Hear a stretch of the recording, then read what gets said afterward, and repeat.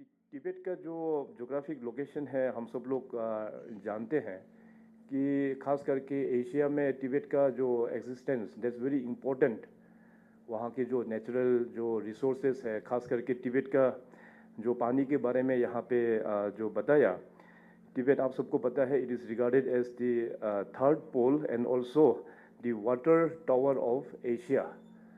तो तिब्बत में ऐसे कई सारा बड़े बड़े जो झील है, बड़े बड़े वहाँ पे ग्लेशियर्स हैं, जिसमें से अपना जो भारत में जो भी बड़ा बड़ा जो रिवर्स है उसका ओरिजिन तिब्बत से होके आता है।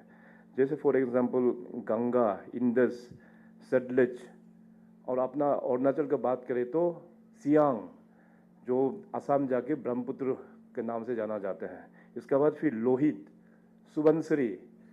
तो देश का ऐसे कई सारा नदी है जो तिब्बत से ओरिजिन होके आता है। सो ब्रॉडली अपना इंडियन कॉन्टेक्स्ट में अगर देखा जाए तो सिंस थाउजेंड्स ऑफ इयर्स अपना देश और तिब्बत का बहुत पुराना एक रिश्ता है। उसमें अभी खास करके अपना नालंदा यूनिवर्सिटी, जो उस वक्त में वर्ल्ड का सबसे बिगेस्ट यूनिवर्सिटी, नालंदा यूनिवर्सिटी जैसे इस दुनिया में ही यूनिवर्सिटी नहीं था।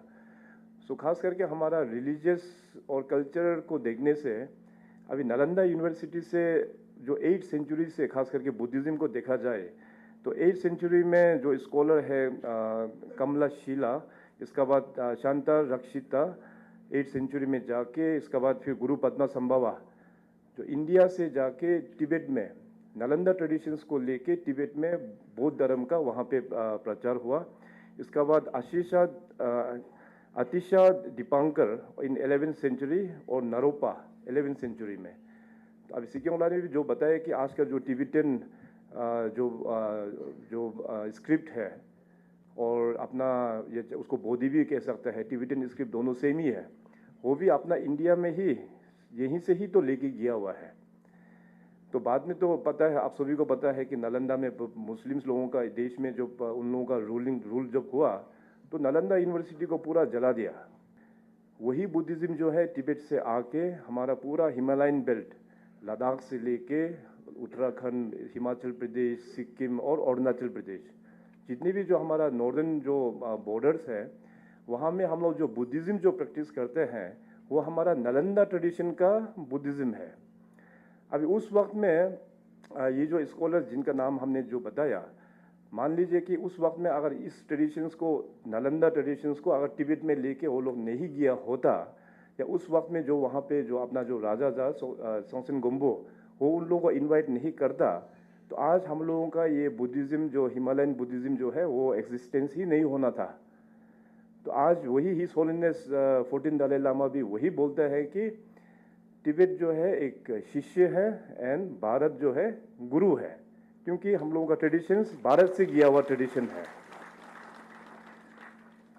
तो 1950s में जब चाइना ने तिब्बत के ऊपर में अटैक करना शुरू किया, इसका बाद हिज होलीनेस 14 दलाई लामा का जब एग्जाइल हुआ 1959 में, तो उसमें आप सबको पता है कि तवांग का रूट होते हुए तेजपुर होके, इसका बाद जैसे अपना सिक्योंगला ने जो बताया, सो उस वक्त में हिज होलीनेस 14 दलाई लामा का काफ़ी सारा कंट्रीब्यूशन है कि हमारा जो तिब्बतन बुद्धिज़्म या हिमालयन बुद्धिज़्म जो भी अपना उनका साथ में जो भी उस तिब्बत में बड़ा बड़ा जो मोनास्ट्रीज जो हुआ करता था, उसको साथ में यहाँ पे अपना एक बड़ा विजन रखते हुए भारत सरकार के साथ में बात करके, खास करके कर्नाटका और अपना हिमाचल उत्तराखंड साइड में ऐसे बहुत सारा मोनास्ट्रीज उन लोग ने बनाया हुआ है due to the blessings of his holiness.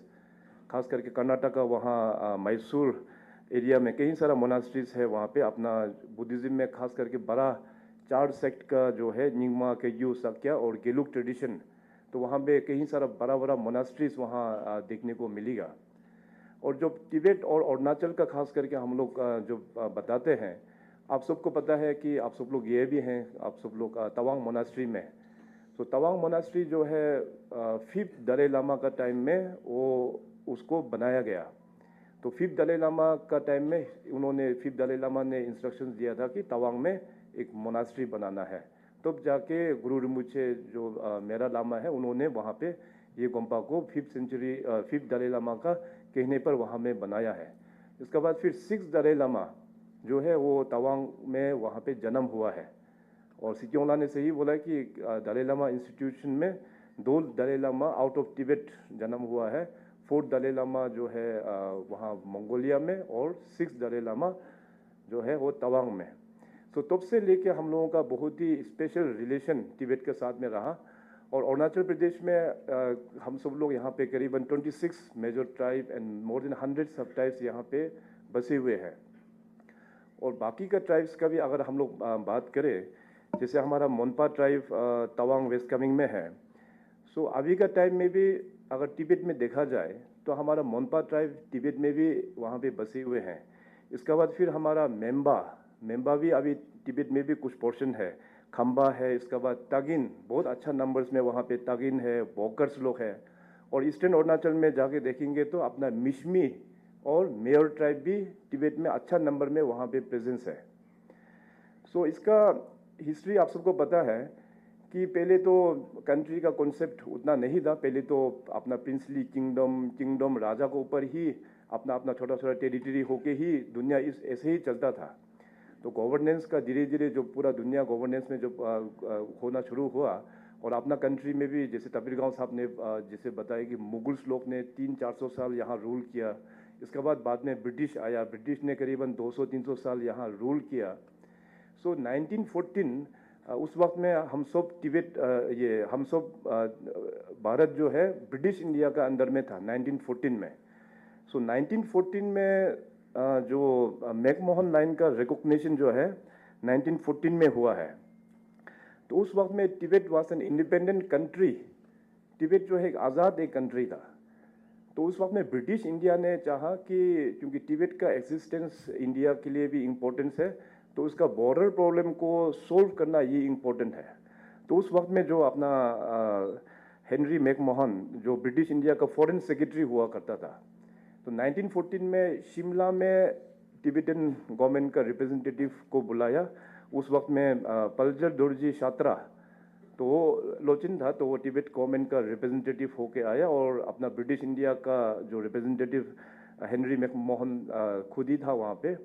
तो वहाँ पे हस्ताक्षर हुआ है, सिग्नेचरी हुआ है, तब जाके हमारा मैकमोहन लाइन का रिकॉग्निशन हुआ है 1914। ये बहुत ही इम्पोर्टेंट है ये अपना हिस्ट्री में। सो उसको लेके अभी जैसे थोड़ा देर आप सबको पता है कि चाइना जो है हमेशा अरुणाचल को लेके क्लेम करते रहता है। जो भी यहाँ पे बड़े डिग्निटरीज आता है हमेशा चाइना जो है ऑब्जेक्शन क्लेम करते रहा है। सो हमारा सबका यही होना चाहिए कि 1914 जो ब्रिटिश इंडिया और तिब्बतन गवर्नमेंट का बीच में जो साइन हुआ है, उसी का आधार पर अरुणाचल प्रदेश का बाउंड्री लाइन ड्रॉ हुआ है। यहाँ से इंडिया में है और वहाँ से तिब्बत में है। मैं 2017 को मैं अपना टेन्योर में जब मैं हिज होलीनेस को मैं अरुणाचल प्रदेश में इनवाइट करके लेके आया, तो वहाँ में मीडिया में काफ़ी चर्चा हुआ। चाइनीज़ ने काफ़ी स्ट्रॉन्ग ऑब्जेक्शन उन लोग ने किया है कि हिज होलीनेस को यहाँ नहीं आना है बोल के। तो मैंने कहा कि सबसे पहली बात तो है कि इंडिया चाइना का साथ में हम लोग बॉर्डर शेयर नहीं करता है। हम लोग बॉर्डर शेयर करते हैं तो हम लोग तिब्बत के साथ शेयर करते हैं। और अपना देश में अपना रीजन में किसको बुलाना है, किसको इनवाइट करना है, नहीं करना है, ये हम लोगों का राइट होता है। अभी चाइना का साथ तो चाइना तो इतना दूर में था, 1950 को ज़बरदस्त वो लोग तिब्बत को कब्जा किया। सो चाइना का जो एक्सपेंशनिस्ट जो मॉडल है उसको चेक करना बहुत ही इम्पोर्टेंट है। अभी वहाँ तिब्बत में जिस हालत से चाइना जो वहाँ पे जो डेवलपमेंट के नाम में बहुत सारा चीज़ कल्चर वहाँ पे जो जेनोसाइड वहाँ पे कर रहा है, सारा तिब्बतन कल्चर्स को ट्रेडिशंस को ख़त्म करने में तुला हुआ है वो लोग वहाँ पे। और तिब्बत का जो इतना रिच नेचुरल रिसोर्सेज खास करके माइनिंग सेक्टर में, और लिथियम का बहुत बड़ा एक डिपॉजिट है वहाँ पे, तो माइनिंग तो पूरा रैम्पेंटली वहाँ पे माइनिंग करके सारा रिसोर्सेज को वो लोग ख़त्म करता है लिथियम का, और जिससे हमारा एनवायरनमेंट में भी काफ़ी इम्पैक्ट अभी होने वाला है। और आप सब लोग जानते हैं कि हाइड्रो पावर, जैसे मैंने कहा कि तिब्बत इतना सारा वाटर बॉडीज़ है वहाँ पे। सो हाइड्रो पावर का डेवलपमेंट वो लोग ने स्टार्ट किया था ईयर 2000 ऑनवर्ड्स. सो मोर देन 190 प्रोजेक्ट्स वहाँ पे अभी वो लोग ने बहुत सारा प्रोजेक्ट्स तो कंप्लीशन भी हो गया और बहुत सारा प्रोजेक्ट्स पाइपलाइन में भी है. और तिब्बत एक चाइना एक ऐसा एक कंट्री है कि यूनाइटेड नेशंस का जो इंटरनेशनल वाटर ट्रीटी का सिग्नेटरी नहीं है वो लोग. तो उसमें अगर सिग्नेटरी होता तो उसका डाउन स्ट्रीम में जैसे अभी हम लोगों का अरुणाचल आसाम हो गया, इंडिया हो गया ब्रॉडली, सो हम लोग उसको ऑब्जेक्ट करके हम लोगों का मिनिमम रिवर्स को जीवित रखने के लिए जो पानी चाहिए, जो परसेंटेज चाहिए, वो हम लोग मांग सकते हैं. Since China is not in signatory of United Nations water treaty, उसको कुछ बाइंडिंग नहीं है, इसलिए वो रैम्पेंटली अपना एनर्जी को ड्रॉ करने के लिए वहाँ से पावर निकल के चाइना में बेचने के लिए. और अभी जो रिसेंट जो ये जो मेडोक काउंटी जो अरुणाचल का बॉर्डर में जो उन लोगों का जो काउंटी है उसको मेडोक काउंटी कहते हैं. सो मेडोक काउंटी में वो लोग ने सबसे बड़ा हाइड्रो पावर अराउंड 60,000 मेगावाट उसको बनाएंगे और इन लोगों का 5 ईयर प्लान में ये पास भी हो चुका है. So this is a very concern matter not only for the people of Arunachal, पूरा कंट्री के लिए और पूरा दुनिया के लिए ये बहुत चिंता का एक विषय है.